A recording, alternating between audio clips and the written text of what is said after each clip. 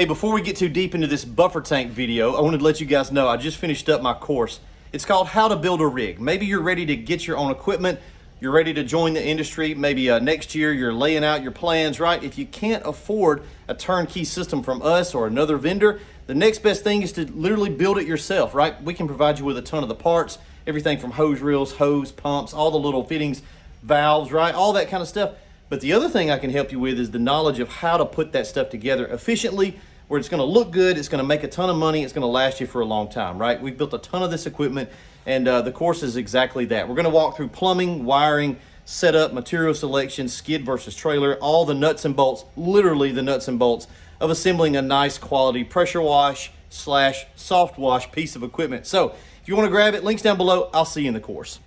All right, hey guys, Southeast Softwash. In this video series, we're going to be talking about some whiteboard basics, just some different concepts for soft washing and pressure washing. A lot of these things just make sense if you draw them out on the whiteboard. I like a whiteboard. I like to visually draw out and see what we've got going on. We do have the German Shepherd in here with us today, so you may hear him crying in the background. That is his favorite hobby, is to whine. So just disregard him. But in this video, we're talking about buffer tank basics. What is a buffer tank? Why do you need one? And how to set one up properly. So if you're new to the game, you're probably using a smaller pressure washer, what we would call like a homeowner grade, or maybe you're transitioning into that prosumer category. Those are usually going to be a 4 gallon a minute size, somewhere in there, upper threes, 4 gallon a minute. That size pressure washer is perfectly fine and is usually designed to run off of the customer's, the residential homeowner's spigot. So you just direct feed that. That means that thing is going to have positive pressure pushing to it all the time. And that size, gallon per minute unit, is never really going to outrun most every homeowner's residential spigot in the nation. So it's not a problem to run them directly off the house. Once you start getting into these larger pressure washers, 5 gallon a minute, 8 gallon a minute, we've even built 10 gallon a minute rigs. That's a beast, and the problem there is you've got to have a tank to feed that beast. So common misconception is that your tank, you haul all your water to the job site. That's not true. This is just what's called a buffer tank. So it's there to take the place of the amount of water that your incoming spigot can't keep up with for what the pump is sucking out, right? So if the average residential, let's just say, is doing 5 gallons a minute and you're running a 8 gallon a minute pressure washer, you've got a 3 gallon a minute deficiency there. So that's where your buffer tank will come into place. You're still going to connect to the customer's spigot to keep the tank filled. This just gives you some standoff capability so that you're not starving the pump. Now obviously you can run the pump just solely off of the tank, but unless it's a really small job, we don't really do that. The standard practice for the industry is you're still going to fill the tank the entire time you're working, but this tank allows you to run that bigger pressure washer and be able to get away with that. So let's talk about how to set up the buffer tank. Again, you don't need a massive one. We build trailer systems with a 200 gallon water tank and they're just fine.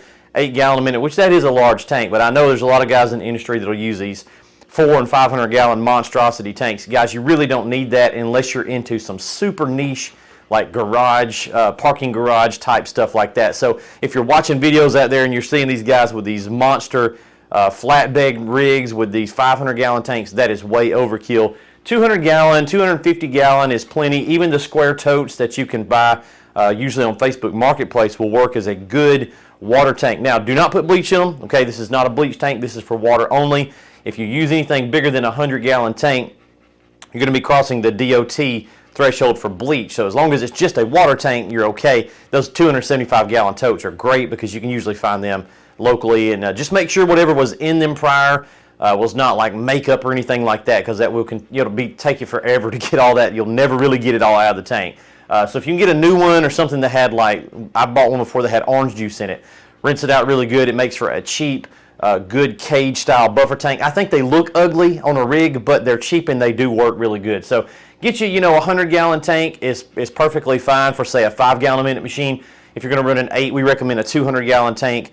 Those seem to be really good Goldilocks sweet spot tanks. You're never going to have to worry about running out of water. But let's talk about setting this tank up. Again, that's kind of your sizing.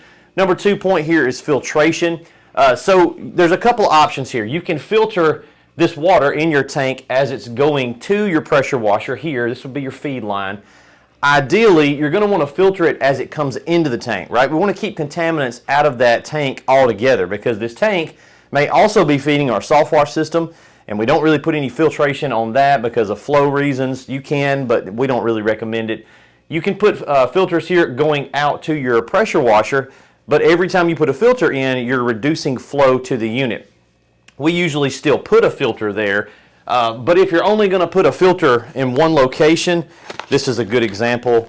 All the products you see here are available on our website, southeastsoftwash.com. This is a good little 1-inch filter, right? So you could install this on your incoming hose. So you'd have a hose over here going to your water tank, and you could put you a filter like this in the line, and this is trying to catch any incoming debris, right? Let's just keep the debris and contaminants out of the tank altogether. So one thing you will notice here, there is a little bit of rhyme and reason to how I've laid this tank out.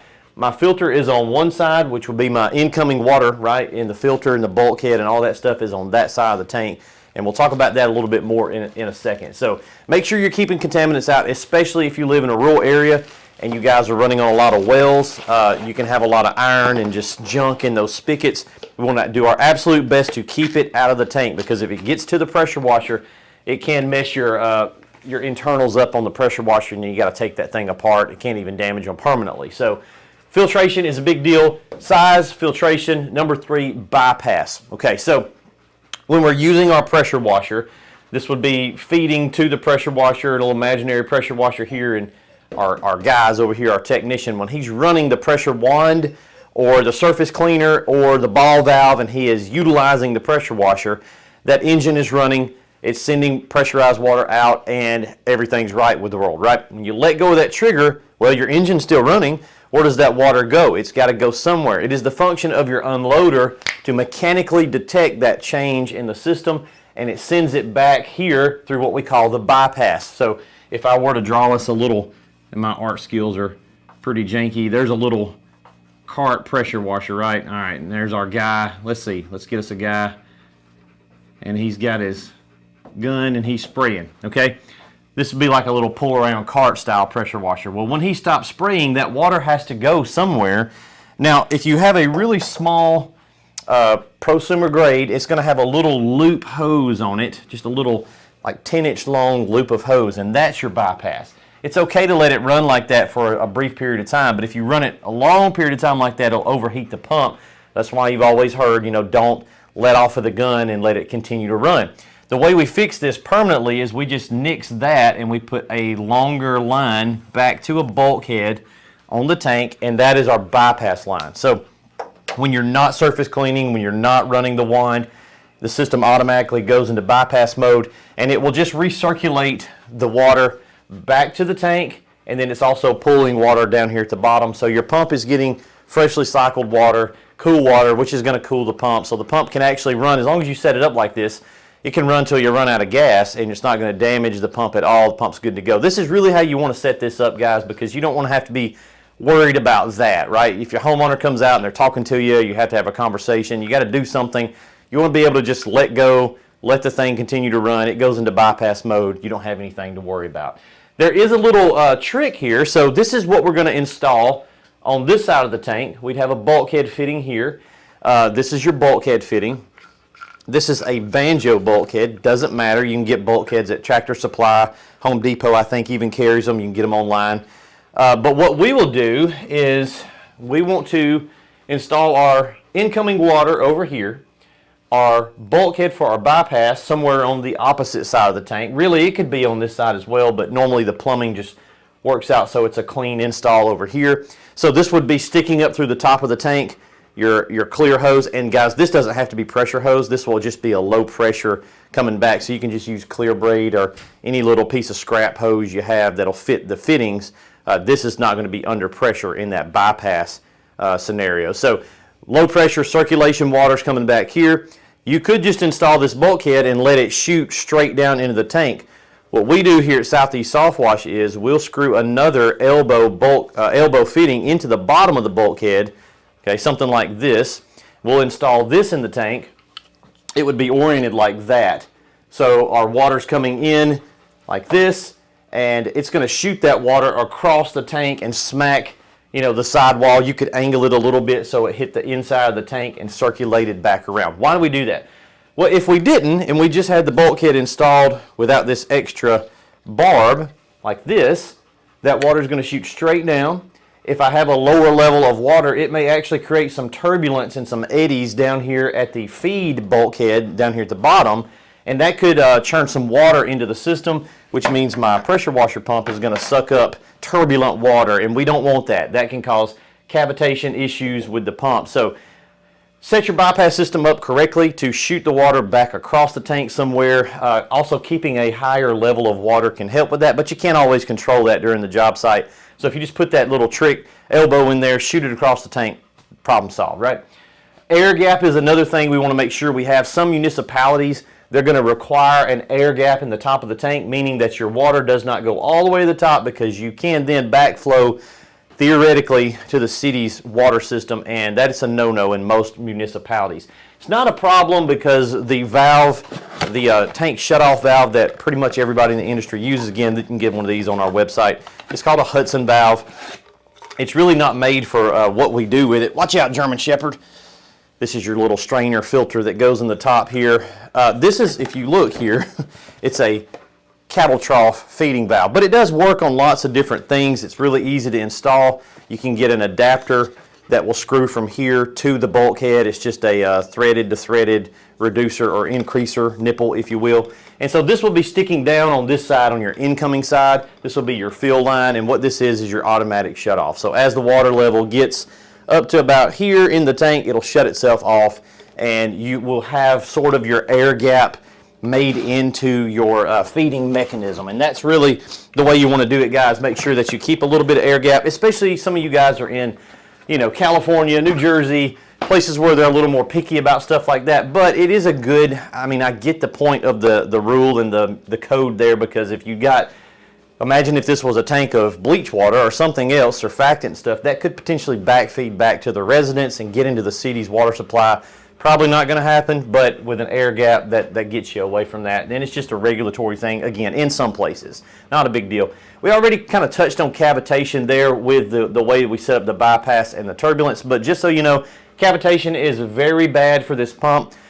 That leads into our next point, having an empty level here. So I've got a place on all of my tanks I said that weird, all of my tanks, all of our tanks on the rigs that we personally run. And I just sort of make me a mark on our skid systems. There's a bar made onto the skid that I use as a reference point. On our trailers, I'll put a piece of red electrical tape, and that's just sort of our mental, hey, this is the outline, right? This is what we're going to call empty. And it's usually still 20 gallons of water in there, because I don't want to suck air into that bulkhead fitting that's feeding the pressure washer. Again, that's really bad for the pumps. Another thing here, we've got our feed bulkhead for the pressure washer. You'll notice this is the only one that's on the bottom. That's going to help with priming the pump, right? So if you're using a bigger system, it's usually, I almost say 100% of the time, if you're bigger than 4 gallons a minute, if you're in that 5.5, 8 or larger, it's going to be a gear drive or a belt drive type system. So those prime themselves. They create their own suction and they will prime. So you could put this feed up here and have it suck from the top. It's just there's no reason to do that. We might as well put the bulkhead at the bottom and let gravity assist with the priming. So if you can imagine this fitting here and say 80 gallons of water pressure on top of that pushing down, it's going to help this pressure washer pump prime much easier, quicker, which means we don't really have to worry about it. Some of our skids that we build here are our large skid of the Alumimax Pro. It does have an elevated pressure washer on a shelf. They prime instantly every time, so it's not really a big issue. But if you're setting up a trailer system, stick that bulkhead at the bottom. Even on our skids, the bulkhead is still at the bottom because it'll help press water up to the pump with gravity. So, guys, these are buffer tank basics. I hope that helps. Quick video. We're going to be doing some more videos in this series with the whiteboard stuff here. Hope you guys have a great day. We'll see you in the next video.